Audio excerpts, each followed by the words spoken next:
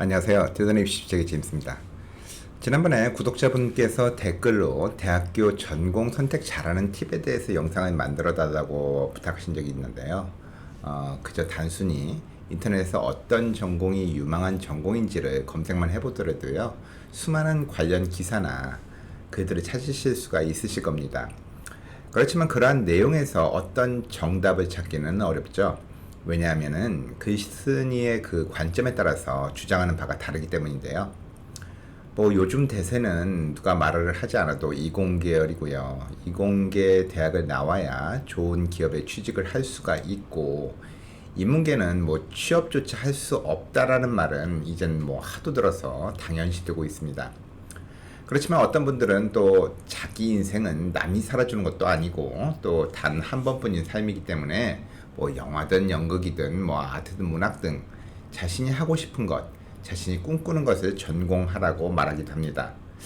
뭐 이렇게 얘기하면 그건 뭐 팔자 좋게 금수저나 물고 태어나서 뭘 먹고 살아야 될지 걱정 안 해도 되는 사람들의 이야기고, 우리는 좋은 직장에 취업해서 안정적인 삶을 사는 게 꿈이고 그러려고 대학을 가는 것이다 라고 말씀하시는 분들도 계실 겁니다. 사실 뭐 어떤 전공을 선택해야 하는 것인가 라는 질문에 정해진 공통된 정답은 존재하지가 않죠.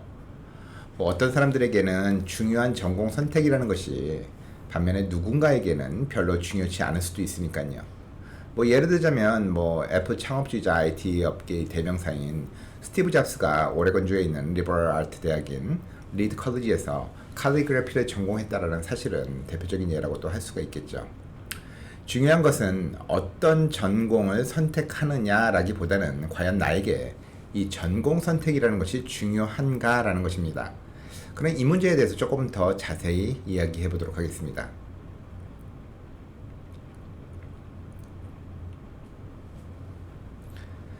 특정 직업을 갖기 위해선 반드시 특정 전공을 선택해야만 하는 걸까요? 일반적으로 어떤 특정 분야나 직업을 갖기 위해서는요, 해당 분야에 관한 전공을 대학 때 해야지만 가능하다라고 생각을 하지만요. 하지만 어떤 커리어를 위한 교육이란 것이 단순히 딱 그렇게 맞춘 듯이 들어맞는 것은 아닙니다. 간단한 예로 미국에서 로여가 되기 위해서, 그러니까 변호사 이런 로여가 되기 위해서 러스쿨을 가기 위해서는요, 일반적으로 프리러 전공을 선택하는 것이 최선이라고 생각들을 합니다. 그렇지만 미국 변호사 협회에 따르면요, 법학 공부를 위해서 어떤 특정 분야의 전공이나 코스는 전혀 권장하고 있지 않다라고 말들을 하고 있는데요. 사실 요즘에는 변호사들도 경쟁이 심해서요, 각자 전문 분야를 갖는 것이 유리하고요. 따라서 학부에서 공부한 전공을 바탕으로 다른 변호사들과는 차별화를 모색하는 변호사들도 많다고 합니다. 뭐 예를 들자면 학부 때 프리메드 과정을 한 변호사가 의료소송 전문으로 방향을 모색한다든지, 뭐 어카운팅이나 파이낸스를 학부 때 전공하는 학생이 세무나 금융 전문 변호사로서의 모습을 꿈꿀 수도 있을 것입니다. 또한 실제로 법학대학원 입학시험인 LSAT 성적만 비교해 봐도요, 크리미널 저스티스 같은 프리러 전공을 한 학생들보다도 수학이나 철학 등 일반 고전 과목을 전공한 학생들의 성적이 월등히 나은 것으로 알려져 있습니다. 의과 전문 대학원의 경우 프리메드 과정을 이수하는 것이 대단히 유리한 면이 있죠. 그렇지만 이 프리메드 과정이 전공은 아니고요. 또한 그렇다고 반드시 생물학을 전공해야 유리한 것은 아닙니다. 물론 프리메드 학생으로서 바이오를 전공하는 것이 여러모로 편리하다라는 사실은 부인할 수가 없는 것입니다. 아무래도 프리메드에서 요구하는 과목들과 바이오 전공에서 요구하는 수업이 공통되는 부분이 많기 때문에 메디컬 스쿨을 준비하는 데 있어서 유리한 부분이 많이 있습니다. 실제로 미국 메디컬 스쿨 재학생들 중에 가장 많은 학생들 또한 바이오 전공자들인 것도 사실이죠. 그렇지만 바이오나 캠 또는 매스 전공자가 아닌 인문학 전공자라고 해서 메디컬 스쿨에 진학을 못하는 것은 절대로 아니고요. 실제 자료를 살펴보면은 인문학 전공자들의 MCAT 점수가 바이오 전공자들보다도 약간 더 높게 나와 있습니다. 뭐 MCAT 점수가 메디컬 스쿨 입학의 모든 것을 결정하는 것은 아니지만 해당 분야와 관련된 전공이어야 전문대학원 진학이 더 쉬운 것만은 아니라는 점을 말씀드리고 있습니다. 종종 부모님들은 자녀들이 뭐 익히 들어서 잘 알고 있는 뭐 비즈니스나 뭐 컴퓨터, 의학, 법률 등을 공부하겠다라고 하면은 뭐 그쪽을 전공하겠다, 지도를 그쪽으로 정하겠다 그러면 내심 다행스럽습니다.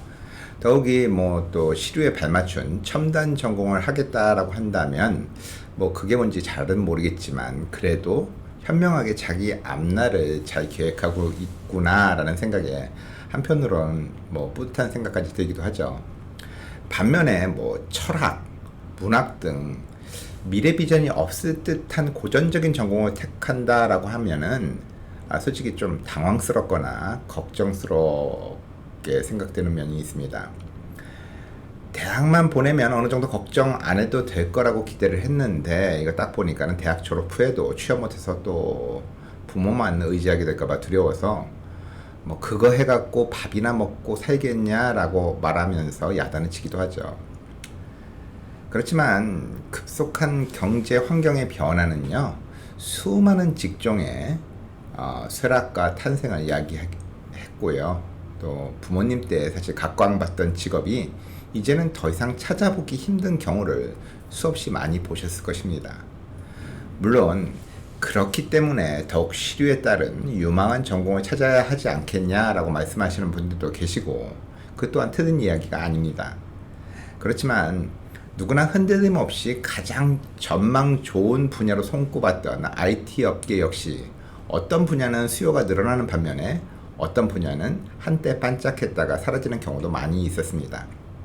뭐 웹 디자인만 하더라도 한때는 뭐 인기 직업이라고 해서 뭐 너도 나도 했던 적이 있었는데요. 지금은 그 인기가 사라진 지 오래고요. 모바일 커뮤니케이션이 급속한 팽창을 할 때 거대한 테크니컬 기업인 휴레패커드나 마이크로소프트는 대규모 정리해고를 해야 했습니다. 또한 그렇게 급속한 발전을 하던 모바일 업계 역시도 5G 네트워크 환경으로의 변화에 따라서 수천 명의 기존 직원들을 해고해야만 했습니다. 뭐 IT 업계가 그러면 사양 산업이냐? 라고 말하는 것은 절대로 아니죠. IT 산업은요 90년대 후반에 급속히 타올랐다가 2000년대 IT 버블이 꺼지면서 침몰했다가 다시 살아났고요. 2008년에 또 다시 추락을 했다가 살아나는 그런 일들을 반복하고 있습니다. 이 기간에 성공적으로 살아남은 IT 업계의 능력자들은요, 그런 사람들을 어떤 사람인가 살펴보면은 특정 분야의 스페셜리스트라기보다는 오히려 조직 내 각 부분을 두루 경험하며 넓은 범위의 지식을 가진 제너럴리스트들이었습니다. 다재다능함, 적응력, 새로운 기술을 배우는 능력은요, 단지 IT 업계만을 떠나서 어느 업계든 갖추어야 되는 미덕이 되었고요. 좁은 의미의 기술만을 갖춘 사람은 부품화되어서 결국 환경 변화에 따라서 도태될 수도 있게 되었습니다. 시시각각 변화하는 산업 환경의 변화는 단지 10년 후의 미래도 예측하기 어려울 만큼 급속히 바뀌고 있습니다. 이러한 현실 속에서 부모로서 잘 알지도 못하는 미래 유망 분야에 대한 무조건적인 추정보다는요, 본인이 열정과 호기심을 가지고 있는 분야를 선택하되 자신의 앞날을 위해서 유연하고도 적극적인 사고를 가지고 미래를 대비하는 자세를 갖도록 조언을 해주시는 것이 훨씬 필요하다라고 말씀드릴 수가 있겠습니다. 대학 졸업 후에 좋은 직장을 찾거나 전문 대학원 입학을 위한 원서를 쓸 때 대학에서의 GPA가 가장 중요한 요소가 될 것이라는 것에는 뭐 어떤 이견이 없을 것입니다. 따라서 미래에 대해서 걱정을 하는 학생들은요, 대학 가서도 좋은 GPA를 유지하려고 학업에만 몰두하는 모습을 종종 볼 수가 있습니다. 아무리 취업에 유리한 전공을 정해서 대학을 들어갔다 하더라도요, 대학에서의 성적이 안 좋으면 본래의 계획과는 전혀 다른 결과를 얻을 수가 있을 테니까 말이죠. 그렇지만 여기서 한 가지 간과한 사실이 있는데요.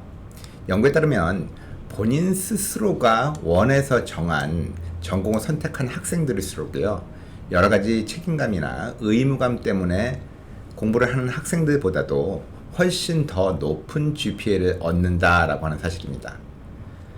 전공에 대한 학생의 스스로의 열정은 고등학교 때의 실력보다도 대학 성적에 더 많은 영향을 미칠 수 있다라고 하는 이야기입니다. 그렇지만 부모님 입장에서는 뭐 역사나 철학을 전공해서 제대로 취업이나 할 수 있을까 하는 걱정이 앞설 수도 있습니다. 그렇지만 연구 자료를 보면 그런 걱정이 기우가 될 수도 있다는 사실을 발견할 수가 있습니다. 통계 자료에 따르면요, 경영 분야에 진출한 역사 전공자들은 평균적으로 경영학 전공자들과 같은 급여를 받는 것으로 나와 있습니다. 또한 중간 경력자들을 기준으로 철학 전공자들은요, 인기가 높은 전공인 건축이나 회계 또는 마케팅 전공자들보다도 더 중간 소득이 높았습니다. 이러한 사실을 따라서 수많은 통계 자료가 있습니다만 결국 포인트는 이렇죠.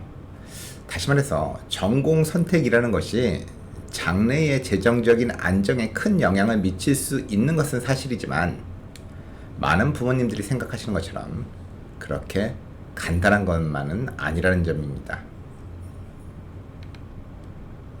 제가 인문계 지원을 조장하는 것도 공대 지원을 우려하는 것도 절대로 아닙니다. 현재 상황에서 분명 공대 출신이 가지는 메리트는 다른 어떤 분야보다도 높은 것이 사실입니다. 그러나 지금도 공대 강의실에서 앉아서 지금의 모습이 아닌 또 다른 나 자신의 모습을 상상하며 멍하니 있는 학생들이 한둘 정도는 있을 수가 있겠습니다. 그들은 부모의 권유와 가정 형편, 현실에 대한 자각과 책임감 등으로 마치 갇혀있는 듯한 지금의 자리로 오게 되었을 수도 있습니다. 그렇지만요, 여러분들의 꿈이, 여러분들의 열정이 분명히 다른 곳에 있다고 확신을 하신다면 그곳을 향해서 용기 있게 도전해 보실 것도 권해드립니다. 자신의 삶에 긍정적이고 창의적인 사람들은요, 항상 자신의 생계를 꾸려갈 수 있는 자신들만의 창의적인 길을 성공적으로 찾아왔습니다. 대학에 나와 있는 그 전공의 리스트들은요, 자판기에 캔 음료들처럼 리스트 버튼을 누른다고 성공이라는 결과물이 보장되어 나오는 것은 절대로 아닙니다. 성공은 자신의 열정과 관심이 가득한 분야에서 유연하고도 적극적인 사고로 미래를 판단하며 준비하는 사람들이 주로 얻게 된다는 사실을 잊지 마시기 바라겠습니다. 지금까지 입시 전문가 제임스였습니다. 감사합니다.